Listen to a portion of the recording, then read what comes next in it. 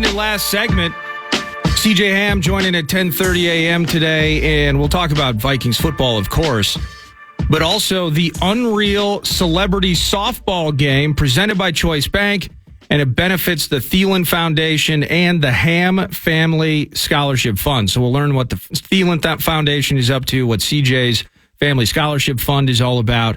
But it's a celebrity softball game, and it's on Thursday, May 30th. And it's at CHS Field. Gates open at 4:30. Home run derby's at 6, and the softball game itself is at 7.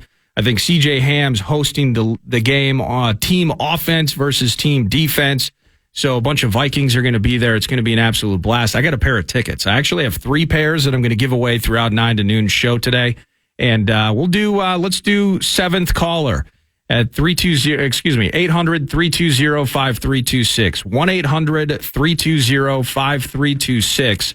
If you want a free pair of tickets to go watch the Unreal Celebrity Softball Game, CJ Ham, a ton of Vikings. It's a blast. And that's going to be at CHS Field on May 30th. You can call 800-320-5326, and I'll give you a pair of those tickets. 2 more pairs to be given away throughout the show as well. But as I look outside and I see that sunshine, brisket season! You got to turn your mic on there. Oh, yeah. It's been a minute. You're in charge of those things.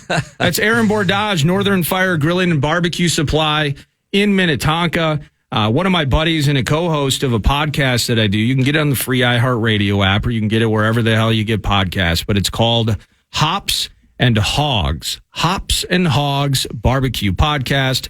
Local beer, local barbecue, one podcast. And Aaron handles the barbecue portion of it. Well, I dabble in the beer portion as well. But and yes, you do. Absolutely. And you dabble in the Vikings side of things as a massive Vikings fan, a season ticket holder indeed. Yeah. You're probably following the Howl. We got game 1 tomorrow at Denver. You're going to get to hear that, by the way. The pregame starts. Alan Horton and everybody kick off at 5:30 p.m. right here on the Fan, and then tip off shortly after 6. So you're a massive sports fan. Yeah. You enjoy drinking beer. I do. Where are they? We're missing something. It's unusual for us to do this without beverage. In podcast form, there can be beers. On the terrestrial radio side. This is the professional side. This is an FCC operation, okay? You see how buttoned up we are? Absolutely. I'm always how professional we are in studio here, right? Yep, absolutely. So no beers right now, but you fit. You're kind of our key demo. You're a P1 in terms of your interest. Yeah, I think so. And expertise. But as part of the Hops and Hogs Barbecue Podcast, We're jumping into this here as it's competition season. You are a competition barbecue cook. You are also a guru, a shaman. You are a teacher. You are a teacher of meat. Yeah, I've been doing it a while. You should get a meat teacher. Yeah, you should get T-shirts. A meat instructor. Meat instructor. a meat charmer. It's been a minute. Missy and I have been doing barbecue competitively for 9 years, but I've been doing it most of my life. So. Is there anything better than just like I did it? I pulled the smoker out, dusted her off, the anchor, cleaned the her big up. one? Oh yeah, all right, hosed her down. Nice, she's ready for business. Let's go. And now all I need to do is get a giant slab of beef, slap that thing on there, and start smoking. You ever get bored of it, or are you still in love with it? No, I love it. It's all you do. It's funny because with the shop now, we don't get to do it as much as we used to, but it's really fun. You know, we had our event last weekend, and I didn't get to cook much, but it was fun to be around all the guys cooking. And a couple days ago, we had some pork that we either had to freeze or throw away, and so John fired up the Yoder, and we were cooking. And it's like, okay, it's nice to get back to now cooking. We're back. I need to get back to doing more of it. Well, it's funny because my wife is pregnant. Yeah, and I just look pregnant. So, congratulations. Yeah, she's on the baby, but she's pumped because all she's looking for. She's like, you got to cook some damn food. Like, get after it. I'm being get back rushed on that brisket game. No, and that's why. Frankly, that's why you're here. Since we've been doing the podcast and really just through our conversations over time, I always feel like for a lot of people, brisket in particular, beef. Yeah. Giant slab of beef. Yeah. On you can do it on your stick burner, your offset. You can cook it on your pellet grill. Yeah. Most people, I would actually say most people use pellet grills these days. Would you say? For sure. Yeah, absolutely. The masses. Far and away. Well, we got answers for that. But I feel like it's almost intimidating. You think in some ways? It's a confusing piece of meat because it actually cooks more like a piece of pork than it does like beef. If you cook a ribeye, if you overcook a ribeye, it's dry and terrible. And if you overcook a brisket, it's going to be tender like a pork shoulder. So I think people, it's a confusing piece if you don't dabble in it. Absolutely. And so let's jump into this. Now it's not like step by step. This isn't like a YouTube video. Yeah. I wish you had brought samples. I should have coordinated with you actually, like one of your classes. Yeah. You should have stayed up all night cooking a brisket that you could bring in studio. We just did that last Sunday, but it was all gone. But this is of course radio. This is not video. So we're just going to have to settle via instruction. Listen to how good this brisket is. Are you? How much do we trim this thing? I think the rule of thumb is a 1/4 inch of fat on the back, but that's another challenge. I think, there's what I try to teach people to do is trim it restaurant style. Don't overthink it. There's a huge fat seam between the point and the flat. If you're cooking, and that's the other confusing part of a brisket. Brisket can be just a flat, that you can get, I have customers that come in to have a 4-pound brisket, and I'm like, okay, you got a piece of brisket. But a full packer brisket, point and flat, is basically 2 muscles with a huge fat seam between it. And you can go after that fat seam, but I honestly don't think you have to if you cook it right. You don't have to trim it. You don't have to. Okay. At some point, see again, the overthinking of it comes in. What did you do? Tell me what you did when you did those last 2. It was trimmed. Okay, so you cut out obviously the decal. There's a big chunk that you want to get off there, and you just kind of create a flat top. Yeah, I give it a little buzz cut. Yep, exactly. Yeah, trim off the silver skin that's there, and go after what there's a little mohawk ridge on the backside, or we're not. funny. I'm a hat guy. I'm not into mohawk, so I got rid of the mohawk ridge. Yep. You want to see half the fun is just the terminology of this. Absolutely, yeah.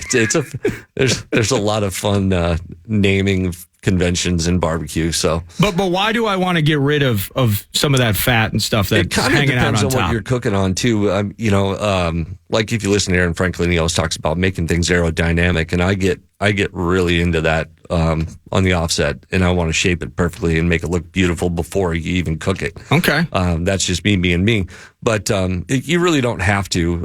If you're cooking on a pellet grill, I go in as far as I take a pair of scissors and I trim the edges so nothing's going to crust up, and so every slice is going to be pretty consistent. But in the end, I think don't overthink it, because that's the classic thing with brisket is people just get into the weeds about all the details. And if you're new to it, there's definitely some Chud's Barbecue on YouTube has got a really good video, a 5-minute brisket trim video that I always recommend that people watch if it's the first time. Well, see, if as I'm looking at you right now, if I look away or I look down, I'm not trying to be disrespectful or if I'm not listening or anything like that. We've done this before. So I just wrote trim for less wind resistance. Aerodynamics. Yeah. Well, on your offset, you've got a fire on one side and a stack on the other, and you're drafting across that. So you actually you want that to be, not it's going to be a damper of sorts, but you want it to flow around it and pick up that smoke. So. Well, the key to all of this, the overthinking aspect of it. Again, we're talking about how to cook the perfect brisket. When have I had my first beer during this conversation? So am I having the first beer when I'm seasoning it, when I'm trimming it? Like what's the I don't think there's a wrong way to do it. Okay, if you're because that's going to help me not overthink it. The John Hansons of the world do that when they're trimming, but John starts at midnight. Exactly. I think for me, I'm up at 4 a.m. and I'm getting a brisket on at 4:30 at a contest, and we crack a beer. It's barbecue tradition. We have a 922 shot. Okay. 9:22 a.m. That gets the day going, and then at 10 o'clock we do lucky beers. So you crack a beer at 10 o'clock, but that's just you didn't do the 9:22 tradition today, did you? I can't talk about what I was. Okay. No, I didn't. Okay. Missy was, had me doing chores. Perfect. What kind of wood am I using when I'm cooking a brisket? It kind of. I'm a big fan of oak. If you're anywhere near Texas or you have a neighbor that once drove through Texas, they're going to tell you that you have to use post oak. I think oak is mostly oak. White oak is fine, but also if you want to go a little milder, I don't mind mixing pecan and cherry. I think cherry gives it a great color pop, and but the wood matters, right? It does. Yeah. Yep. What did you use when you last did this? I used oak. Yeah, perfect. What'd you think?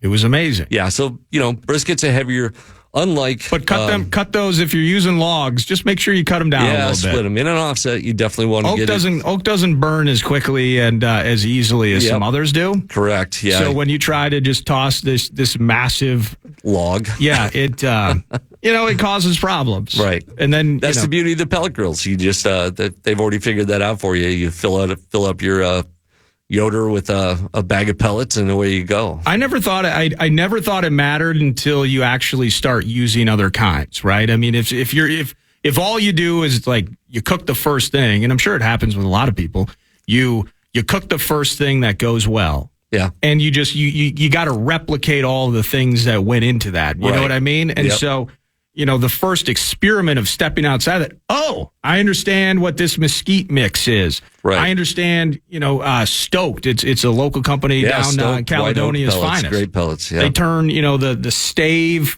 planks into pellets. Yeah, barrel staves, bourbon barrel staves made right here in Caledonia, Minnesota. The byproduct is now barbecue pellets, which is awesome. Brilliant, first of all. And second of all, it's a great product. But when you step outside of that and now you can understand the difference. Yeah. Cooking something with a specific rub, or a specific brand of wood, but getting into the seasoning aspect of it. Am I seasoning it and letting it sit, or am I seasoning it and I can just throw that thing on the grill? Yeah, if you're talking brisket, it's rule of thumb would be at least 45 minutes before you put it on. And I prefer. Let it get kind of closer to room temperature. Or you want it to warm up. You want to get some of the cold off of it for sure, and you want those flavors to get into your meat. Also, I'm not a binder guy. I know some people do the mustard bit or whatever, rub the brisket down. I don't do that. There's enough salt in most of these rubs. Like the first thing I do is hit it with just table salt, and that table salt. It's going to draw some moisture out of that brisket, and it's going to give you, moisture that's part of the brisket. That aerodynamic is going to be table salt. And that's going to be your binder. But I season it the night before, and I throw it in the fridge uncovered. You don't want to do this Saran wrap bit over a foil pan because then you create that greenhouse effect. And in the morning, you've got a brisket swimming in soup. You don't want that. But yeah, so when I get up in the morning at a contest or if I'm cooking at the store or whatever, that brisket is out first thing. Before I light a fire or anything, the brisket is out of the fridge. You unlock the door. You haven't even turned the security system off. The brisket's got to come out. Absolutely. Okay, perfect. Yep. Yeah, that's the job one is start to at least get some, like I said, some of the cold off. Unless it's at 9:21, because then you have about a minute, and then you have a decision to make. Yeah, then there's priorities. Then you got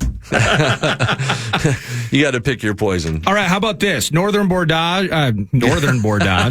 Why didn't you use that as a store name? It might be a grandson. Aaron from Northern Fire Grilling and Barbecue Supply. We're cooking the perfect brisket. So we're seasoning. The wood matters for beef. I love oak, so put that in your back pocket. Oak, whether it's a pellet, whether it's a stick for your offset grill. Think about oak. I love that. But this is what I'm thinking. How low and slow do we go? Because you can go $180 and turn this thing into a weekend. Yeah, that's the Andy Boderman method. That's what we teach at the classes. There's two different styles. If you have, I'm a 275 guy. Yeah, on the offset for sure, and there's reasons for that for sure. But if you've got a pellet grill and you want to do an 18-hour cook on it, go for it. It's definitely going to give you an enhanced flavor, and you're going to build a bark over a long period of time. Do you think part of that is the fact that it's a pellet grill and it doesn't offer as much smoke? Maybe you need to go lower to pull some? It definitely needs a longer cook. But if you're cooking on an offset, for one thing, it's like, you sitting in front of an offset for 14 hours it's not a bad day, but it's also, if you got other things going on, it's difficult to dedicate 14 hours of your life to just operating a smoker. Well, and it is the difference between, I use the same reference every time. Sitting at Perkins in the mid-90s, you had the smoking section and the non-smoking section.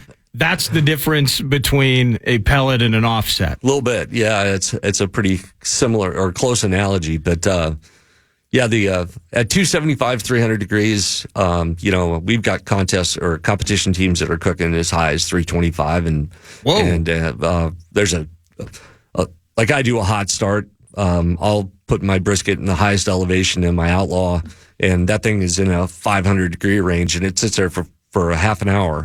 And briskets do this magic thing that, at 225 or 180 degrees, they just kind of puddle. They just relax. Yeah. If you put them in at like 500 degrees, it's going to get the shock effect and stand up, and you get thicker slices. It's just dumb things do for, to feed people that we don't know they're barbecue judges. But if I'm in my backyard with my pellet grill, I'm rolling 200. Yeah, don't do that. 225. Right. I can hit the super smoke function on my Traeger. Yeah. Do that sort of thing. Lower and slower. It takes a little bit longer. Yep. But you're gonna get the most out of that. The beauty of that, you can do that overnight cook. I tell people all the time, get your flavor in that piece of meat overnight.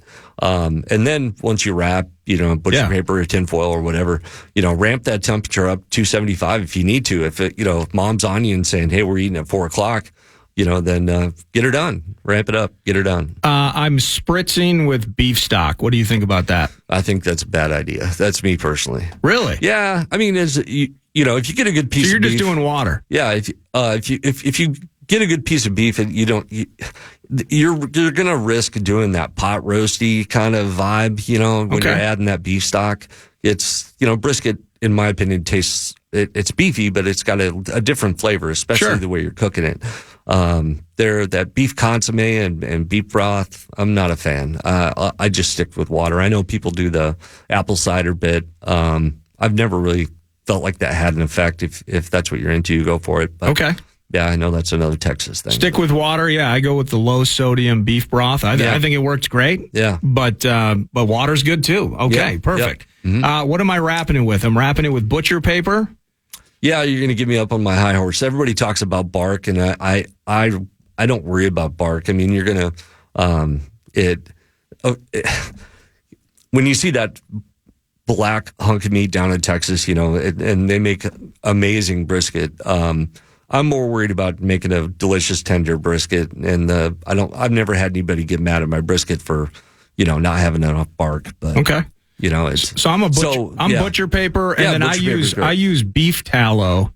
Yep. Instead of butter or anything like that. What do you think? Yeah, I don't use any butter in brisket, but we've at a contest we double foil wrap, and that's more to speed up the paste, and you want to capture that foil captures all the au jus that's coming out of that brisket, all that natural beef fat that's rendering out, and then you can retain it. Butcher paper makes it a little harder to capture all that magic that's coming out of that brisket. So I take that fat and put it in a fat separator like you do turkey gravy. Okay.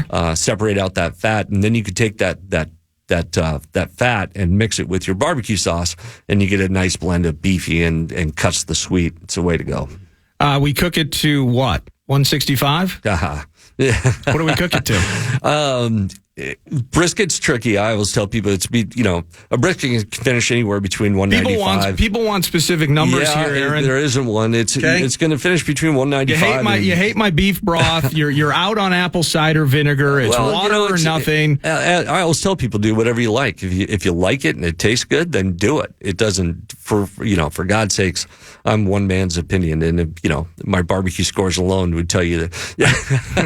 I need a number. Yeah, 195 to 213, and the trick is that's the finish temp, right? Yeah, but when am I wrapping? Oh, I'm sorry, we're still at wrap. I'm sorry, I jumped ahead. 165, 170, but there's no magic in that either. Just somewhere in that area. Yeah, wrap when it's convenient to you. If you got to go somewhere and the brisket's at 150, it's not preferential, but you can wrap then if you got other stuff to get done. But my target is When I like the color and it's 165-ish. Okay. At that point, it's taken all the smoke it's going to take. So you wrap it. Again, you're going to capture some moisture, and you can add some flavor enhancers like you do with the tallow. You can do a mop if you want to, but and then time for the big finish. So I've waited to 165. I wrap it. Beef tallow is the absolute way to go. Yeah. And you put that in your butcher paper or double wrap foil at 165. Then you get it to, and this is where, so I've always aimed like low twos. Like you get into that 203, 204 range. But the key for me, you can tell me if I'm done with this, I actually don't look for the specific temp. Once it's in that range, I look for when I push that probe in, it's pure butter. Yep. Yeah, and that's so it's kind of a feel thing. That's the other thing is when we talk about probes, there's two different styles of probes. There's probes that come with your grill that measure temperature over a long period of time, and if you have a pellet grill, it came with one. Yeah. But a handheld probe is what you want to get an instant read of that. We sell the ThermoWorks. I think they're the best thing on the market. But, I love them. Yeah, they're great. But that's going to give you an instant read. That probe, you don't want to use the probe that comes with your smoker. That's your guide to kind of tell you where you're headed. Yeah. But that handheld probe's going to tell you where you're at. But you're right. When you get up, I start checking at about 206, 207. See where so I'm you're at. taking a little heavier than that. Okay. Yep. Sweet. Yep. But in the end, when it just kind of slides in there. Yeah, you don't want to feel any resistance. There you go. Zero resistance. Yep. Should be like warm butter. Okay, and I feel like, several beers in the mix here. Okay, we got it to 165. We wrapped it and all of that, so we hit the temp. My last thing for you here as we put a bow on this thing to cook the perfect brisket, rest the freaking thing. Be patient. Rest it at least an hour, right? Yep. Yeah, absolutely. In a cooler, just don't unwrap it. Just throw that thing immediately in a cooler. You can throw it in your oven. Yep. As long as your oven's off. And let that thing chill for at least an hour. Yeah, it's just like a Thanksgiving turkey. You want that thing to just hang out and settle down. You don't want to start cutting into it. You're going to lose everything, all the work you put into it. So I'd say at least, minimum of 1 hour. Of course, if you're cooking that 4-pound, flat we talked about, you could probably, an hour's fine. But for a big piece of meat, I like to rest it for 2.5 hours. That's kind of my target. Then you feast. And of course, lastly, and thanks so much for doing this, by the way. Thanks for having me. This is it's always fun. Aaron from Northern Fire, your philosophy, not only on life, but your philosophy on meat is put a smile on. Absolutely. And have fun while you're doing it, right? Absolutely. Relax and cook. That's all you need. Thank you. Thank you for doing this, Aaron. That's the perfect brisket. I just provided you with the key. You can podcast this episode later on. You can also hear it via the Hops and Hogs podcast, also available. You can search for that on iTunes, Spotify, wherever you get podcasts. Thanks for doing this. Yeah, man. I got to run because I got Vikings fullback CJ Ham around the corner. We're going to talk about a charity softball game. Got more fun. Tickets to give away. We'll chat about Vikings football. It's Nordo in for PA on the Fan. And real quick before we go to break, the Fan and BigDeck.com want to give you a shot to put $1,000 in your hand with our national cash contest. Enter the keyword check at KFAN.com now for your shot at winning. That's keyword check. Enter it now at KFAN.com.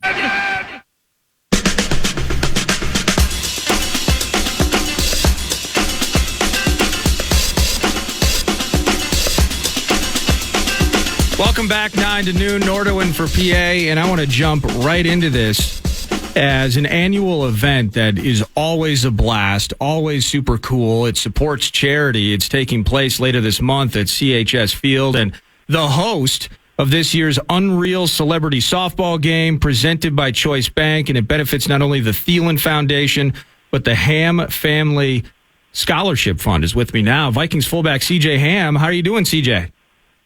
I'm great, man. Thank you so much for having me on. Yeah, and thanks for giving me the time. I want to start it off like this: as I think about this softball game taking place at the end of the month.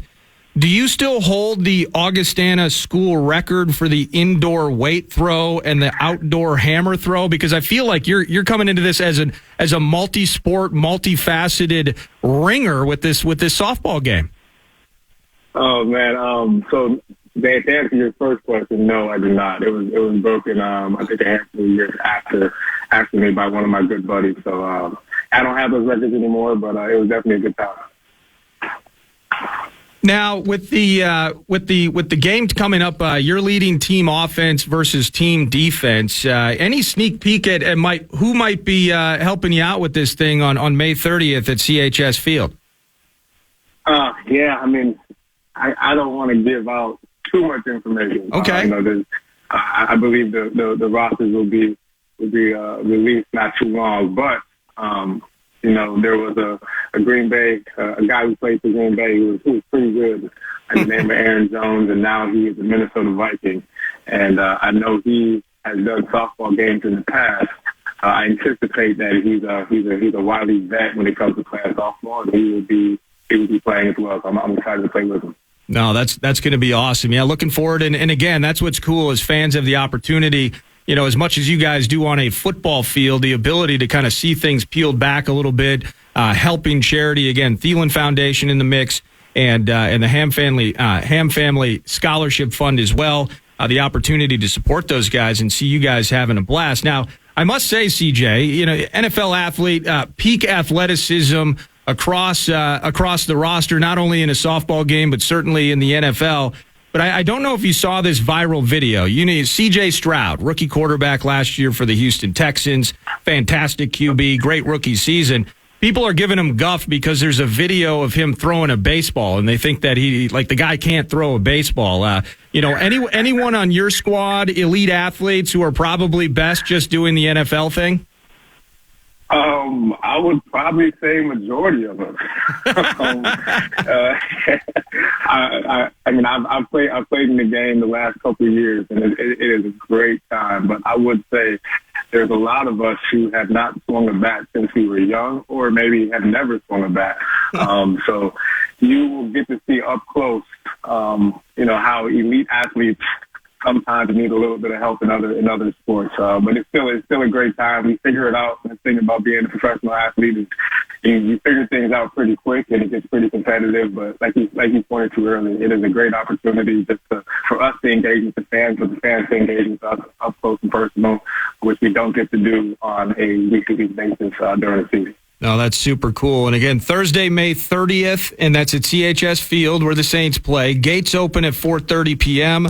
The home run derby. I don't know if Andrew DePaula is going to be in the mix, but apparently, he's the Hank Aaron of things around here with the softball. And then the actual game itself is at 7 p.m. People can get tickets at thielenfoundation.org. Also get more details there as well. The Ham Family Scholarship Fund. What can you tell me about your cause that I believe you and your wife have put together, and what it helps support?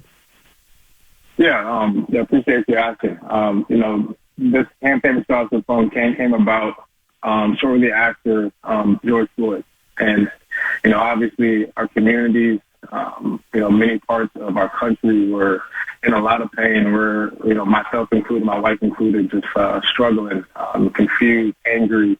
There's a lot of things going on. And my wife and I were just wondering, what can we do? Obviously, there's nothing that we could do to necessarily change what had happened and all the things, but we knew that we could try to impact the community that I grew up in, at least. And for me, that was education. We both believe education is extremely important, and our Ham Family Scholarship Fund is directly pointed towards the BIPOC youth, BIPOC students in the Duluth and Superior area, and just expressing how important education is, and we're trying to just bring some hope in a time where a lot of people were hurt, and bring some light in a time of darkness, and just really try to encourage kids and point the youth towards education. So again, for more information, and you get those tickets at thielenfoundation.org, but wanting to support the Ham Family Scholarship Fund, support all of these causes, that's really it's the A topic, the charity, the B topic, getting to see Vikings playing softball May 30th at CHS Field. Grab some tickets, and of course, listening to 9 to noon, I got 2 more pairs of tickets to that event. Let me kind of put a couple of football questions your way. CJ, you're kind of you talk about Aaron Jones kind of being that wily vet. you're kind of that way too. I mean, you're 8 years removed effectively from, a rookie camp for the Now Times that takes place next weekend. At one point, that meant the world to you. And now you're entering your 8th season. Your first carry in the NFL was a touchdown against the Steelers back in 2017. So that was a good omen in itself. Like, how are you, soaking in the draft and soaking in this time of the year now as a veteran, as a captain, and seeing these new guys being selected and added to the team? Yeah, I remember this time. Every single year the draft comes around, I remember that time like it was yesterday. Coming in 2016, so now actually going into this would be my 9th season with the team, 8th season on the active roster. Just remembering the feeling that came with all of that. I'm excited. I'm excited for what we've done, and I'm excited to see some of those guys come in. Those guys who are rookie minicamp invites. That's kind of what I'm most excited for. Most guys are trying to see the guys that were drafted, the guys that were highly touted. Not to say recruits, but prospects. I like to see those guys who get the rookie minicamp invites, undrafted free agents, because there's always a handful every single year that show up and they impress coaches and they make the 90-man roster and put themselves in a great spot. This last thing for you here, CJ, and I really appreciate your time this morning. This fan base has been quarterback crazy for a few months. Kirk Cousins, best of luck to him in Atlanta, but we're Vikings focused. We care about the purple, the here and now. The team brings in Sam Darnold via free agency, and they draft J.J. McCarthy, 10th overall. That's the highest a quarterback's ever been taken by the Vikings. What are your thoughts on all that? Yeah, I think we are doing what we need to do. Sam, I've been working with Sam the last month or so, and he's fantastic. He's a leader. He's been in this league for a long time. He's been around a lot of great coaching, a lot of great teams. So I know he's going to be great, and he's going to be ready for whatever. And obviously, us drafting a quarterback at pick 10 is a huge deal. We've never done that in team history, and JJ is a known winner. He wins wherever he goes. So I'm excited to see how everything unfolds, and I think we have great guys in our locker room and great guys in that QB room to go out there and help us be successful. Absolutely, and you're a known winner as well, man. Thanks so much for your time. Good luck, of course, as you mentioned, your 9th season with the team, 8th on the roster. You're one of the veterans now. You got to show all these kids where the bathroom is, where the locker room is, where the position rooms are. A lot of responsibility on your shoulders, and really appreciate the opportunity to talk about your charity and the softball game later this month. I appreciate it, man. Thank you. Hey, cheers. That's CJ Ham, Vikings fullback, joining me again. Charity softball game. I keep saying tournament, but it's a game. Unreal Celebrity Softball Game. It's presented by Choice Bank. It benefits not only the Thielen Foundation, but also, as you heard it directly from CJ, he and his wife Stephanie, they created the Ham Family Scholarship Fund. You can learn more about it. Get tickets, thielenfoundation.org. It's May 30th at CHS Field. Gates open at 4:30. Home run derby. Watch out for Andrew DePaula. And then that's at 6, and then the softball game's at 7. And keep listening to 9 to noon. 2 more pairs of tickets to give away. When we return, longtime Philly-based horse handicapper, the Derby's tomorrow. We're going to get some insight from Dick Jerardi. Looking forward to that next, 9 to noon on The Fan.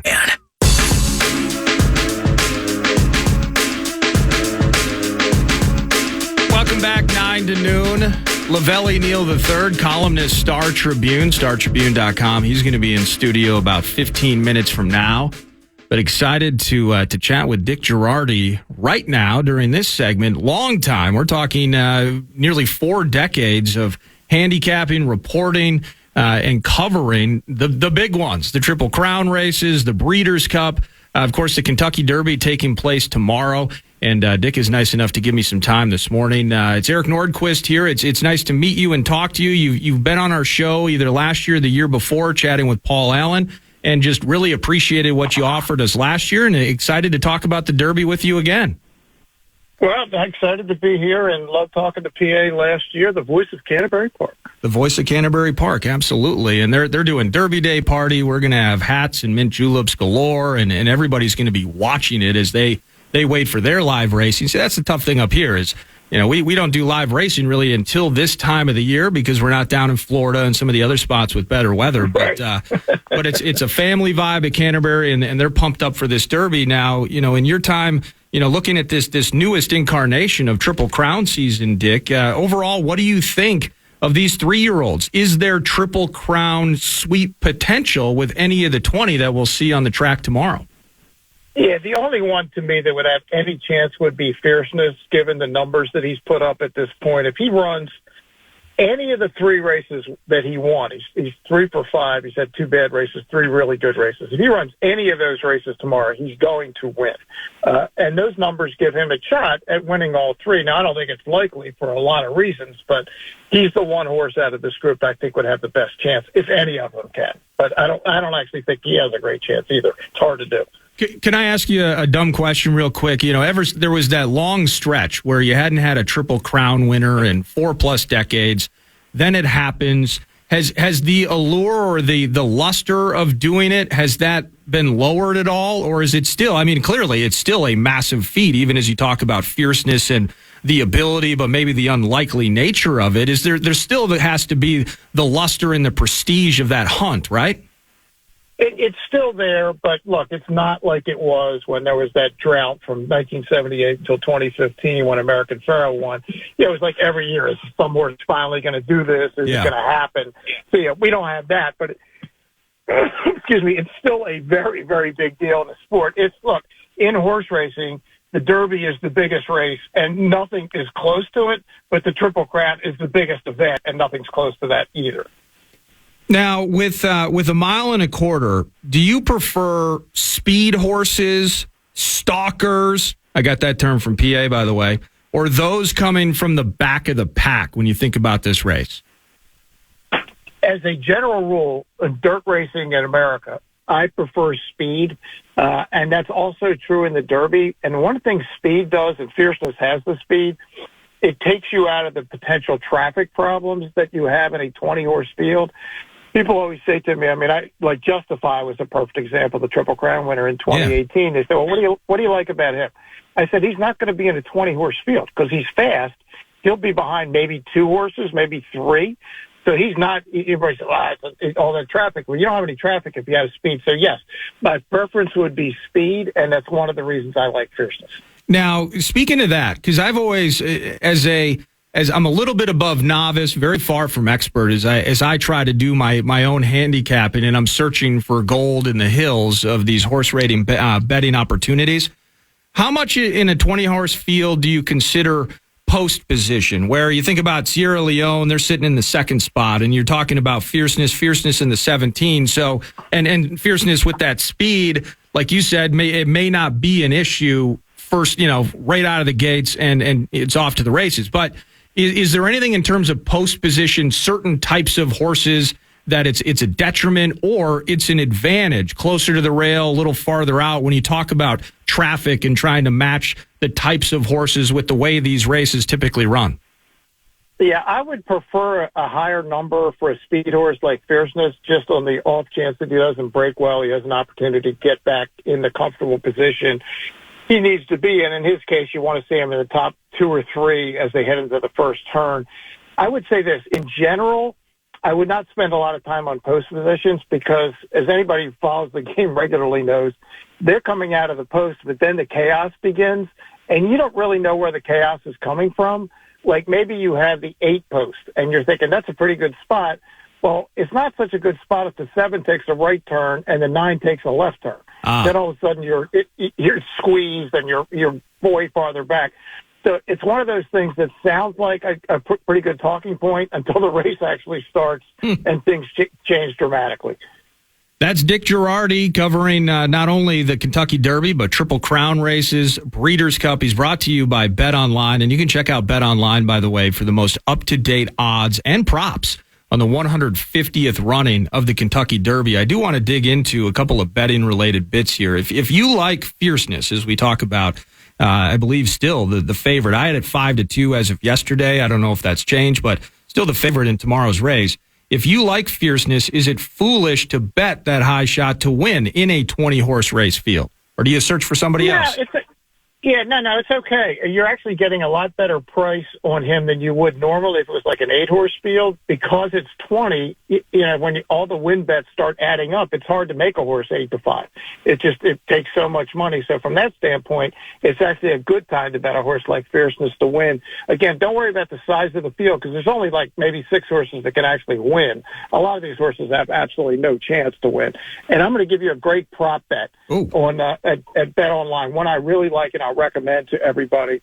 It's the winning margin. In other words, how much is the horse that finishes first going to win by? And it's an over-under bet of 1.5. I am strongly recommending the over for 2 reasons. One, when Fierceness wins, and I think he's the most likely winner, he wins big. He won the Florida Derby by 13 lengths. He won the Breeders' Cup by 6, broke his maiden by 10. His average margin of victory is 10 lengths, and he's only got to win by 1.5 here. And if for some reason he doesn't win, then you have all the other 19 horses. Any of them wins by more than 1.5. You also cash this prop bet on Bet Online. That is my favorite, and there's tons of neat props there, but that's the one I like the most. That's actually really smart. You're not putting everything into it having to be Fierceness, even if you love the horse. It's just anybody winning by 1.5 and you get paid. Now, 1.5, somebody, and maybe it is Fierceness, but ultimately, is there a horse? You mentioned, 6 or 7 horses have a shot to win this thing, and maybe people, you can try for Society Man at 50-1, and you can have the all-time immortality bragging rights if it comes through. But when you look at horses, maybe like a Catching Freedom, maybe a Just a Touch, kind of looking at some of maybe those 6 or 7 that also got a shot. I look at those 2 horses, by the way. I think they're in good post position. You can tell me I'm wrong on that, but what do you think about those 2? No, they're definitely contenders. The 4 Catching Freedom, it's interesting. He was in the Risen Star Stakes at the Fairgrounds in New Orleans back in February. That has turned out to be the key Kentucky Derby prep. He came back in his next race to win the Louisiana Derby, also at the Fairgrounds. The horse that won the race, Sierra Leone, came back to win the Bluegrass Stakes. The horse that finished 4th, Resilience, came back to win the Wood Memorial, so that's a really strong race. Yeah, Catching Freedom is absolutely a contender.